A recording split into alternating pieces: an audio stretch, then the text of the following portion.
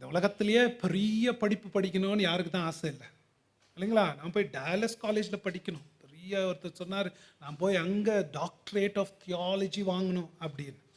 இந்த உலகத்திலேயே மிகப்பெரிய படிப்பு என்ன தெரியுமா? பரிசுத்தாவினால் பிரகாசிப்பிக்கப்பட்ட தேவனை பற்றிய அறிவு தான்.